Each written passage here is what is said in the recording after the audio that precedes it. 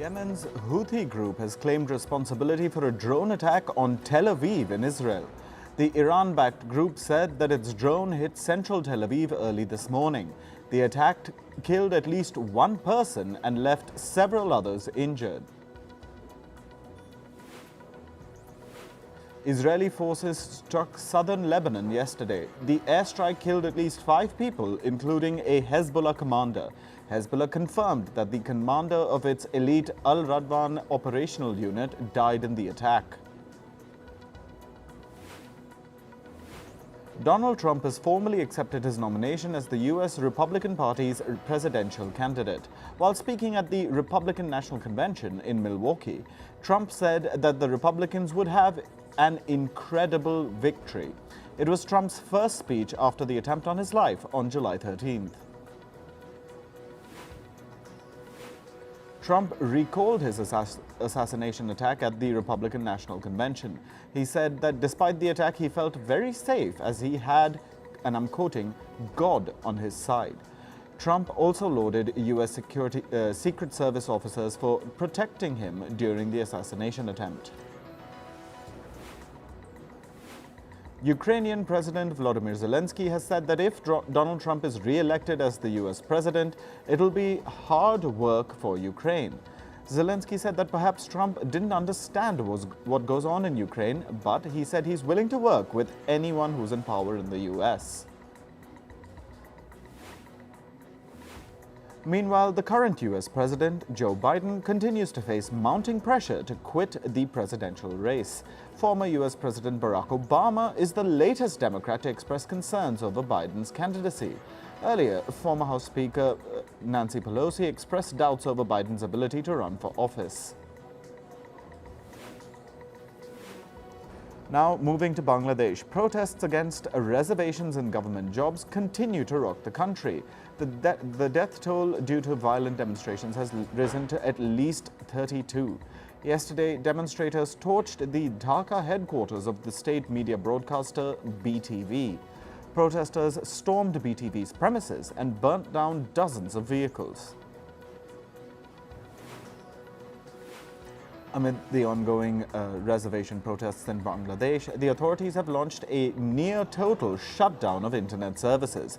This is aimed at cutting the communication capabilities of the protest organizers. According to reports, over 200 Indian students escaped Bangladesh and entered India. They entered via a border crossing in the Indian state of Meghalaya. Some of the students who entered India are citizens of Nepal and Bhutan. They were studying in Bangladesh and they were also stranded there. Singapore's Navy has rescued people from 2 burning oil tankers. The tankers caught on fire near the Singaporean island of Pedra Branca. The cause of the fire is not yet known. A fire broke out at an industrial estate near Barcelona last night. The blaze started at a chemical company. Spanish authorities have confined residents of the area due to the risk of chemical exposure. A police officer was critically injured in a stabbing attack in Paris. The incident took place at the Champs-Élysées shopping district. France has been witnessing a series of security incidents in the French capital ahead of the Paris Olympics. A massive riot broke out in Leeds City in Yorkshire. An angry mob torched a double-decker bus and overturned a police car. The police say that the chaos was instigated by a criminal minority to disrupt community relations.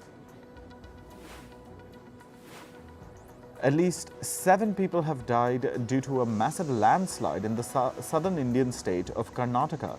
3 people have been reported missing. The search and rescue operations are underway. Heavy rain has battered the central regions of South Korea. On Thursday, the Minister of Interior and Safety, Lee Sang-min, took stock of the situation in Nonsan City and Wonju County. Intense rain warnings have been issued in various regions, including the capital, Seoul. All archaeological sites in Athens have been temporarily closed amid an extreme heat wave. Greek authorities have also restricted outdoor work due to the soaring temperatures. Thermal cameras have recorded a temperature of 70 degrees Celsius on the road surface. Authorities in North Macedonia have been battling a wildfire in the country's mountainous southern region. The forest fire broke out near the town of Negotino. It has burnt swathes of land and prompted a state of emergency in the country. A wildfire that sprang in Giron town in southern Ecuador on Tuesday has still not come under control. Local authorities have reported that around 140 hectares of land have been affected, posing a threat for nearby houses. Firefighters from 3 cities have been battling to contain the wildfire. Another fire has erupted in the Izmir district of Turkey. The Izmir airport has suspended services and diverted flights to the nearby Bodrum airport. Authorities have dispatched 7 planes and 16 helicopters to douse the wildfire. The temperatures of the Adriatic Sea near Croatia hit an all-time high earlier this week. The record high temperatures were at 29.7 degrees Celsius. An expert from the Rudger Boskovic Institute has said that the sea is about 5 degrees warmer than average for this time of year. Meanwhile, Croatia has been reeling under an extreme heat wave. On to business and tech news. Microsoft users have been hit by a major service outage globally. Microsoft services like Microsoft 365 Teams and Azure Cloud have been impacted. Services of multiple airlines, including America's Delta, United and Frontier, have been affected. The US Federal Aviation Administration has said that major airlines have grounded all flights. The outage has also affected media houses and banks in multiple countries. Microsoft says that it is taking mitigation measures to help users. ChatGPT maker OpenAI has launched a smaller version of its artificial intelligence model. It's called GPT-4o Mini. The model outperforms the firm's other AI models on multiple parameters. The GPT-4o Mini is being offered at a cheaper subscription rate compared to the other models as well. Taiwan's chip manufacturing giant, TSMC, reported its second quarter earnings yesterday. The firm saw its revenue grow by over 40% between April and June this year, compared to the same period for last year. The chip maker's profits also grew by over 36%. The firm said that they saw a high demand for advanced chips in the second quarter. TSMC is the world's largest producer of chips used in everything from smartphones to artificial intelligence. Finnish telecom firm Nokia's profits dropped by 32% in the second quarter of this year. The firm said a weaker demand for its 5G telecom equipment led to this decline. However, Nokia CEO said that he's optimistic about a recovery in the second half of this year. He said that orders from North America will help Nokia recover from its losses. Meanwhile, American streaming giant Netflix has also reported its second quarter earnings. The streaming giant added over 8 million subscribers between April and June this year. Netflix saw its revenue grow by 17% to over $9.5 billion during the quarter. A crackdown on password sharing and a new, cheaper subscription plan have been attributed to this growth. Apple is reportedly planning to boost its portfolio of streaming, portfolio of its streaming platform, Apple TV+. The firm is in talks with some of the largest Hollywood studios. Apple wants to acquire the licenses of their shows and films to add to Apple TV+. So far, Apple TV+ mostly offers just original content. The South Korean tech giant Samsung has agreed to talk with striking workers. Earlier this month, a union representing about 30,000 workers started an indefinite strike. The workers are demanding better pay and benefits. The shares of the American solar panel maker SunPower plunged by about 20% yesterday. This was after it was reported that the firm is pausing some of its operations. Reports say that the firm is halting shipments of new products. SunPower is also unable to provide installation services for products that have already been delivered. The U.S. solar energy firm has been facing declining demand for their products. Carmaker Stellantis has issued a recall of its hybrid minivan, the Chrysler Pacifica. The automaker will call back about 24,000 minivans. The recall is due to an issue with the car's battery pack that could cause a fire. Stellantis has also urged Chrysler owners to park their vehicles outside until the recall. The European Central Bank has decided to keep its benchmark interest rates unchanged. The central bank said that inflation in the European Union countries is still high. They have warned that this is expected to remain elevated until next year. The European Central Bank lowered interest rates in its last meeting. It said the bank sets monetary policy for 20 EU countries.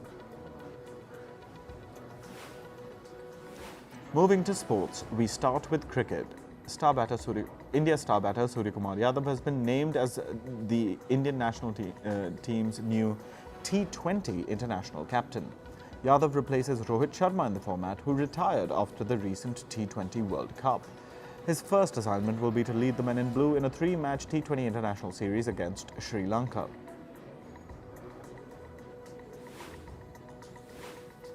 India's cricket board has announced the squad for the Sri Lanka series. The two sides played 3 T20 international matches, followed by 3 one-day international matches. The limited overs tournament will see Suryakumar Yadav leading the team in the T20 international leg. Shubman Gill has been named the vice-captain for the entire tour.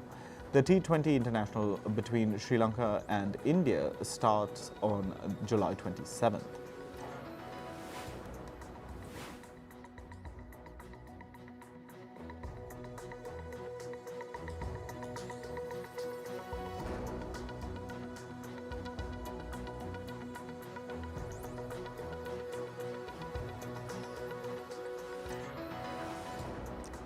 Indian skipper Rohit Sharma and Virat Kohli will be featuring in the ODI series in Sri Lanka. Sharma will be captaining the side in the ODI series. The confirmation comes after much speculation that they would skip the Sri Lanka tour altogether. Ace fast bowler Jasprit Bumrah has been rested for the bilateral though. The ODI series between India and Sri Lanka will start on August 2nd and will go on until August 7th. In football, FIFA has delayed a decision to suspend Israel from international play. This proposal was made by Palestine over the war in Gaza. Football's global body says it needs more time to assess the matter. FIFA will now only arrive at a decision after the Paris Olympics. The delay means that Israel can play at the Olympics football event. Real Madrid forward Kylian Mbappe could pursue legal action against Paris Saint-Germain. Mbappe's mother says that they will take PSG to court.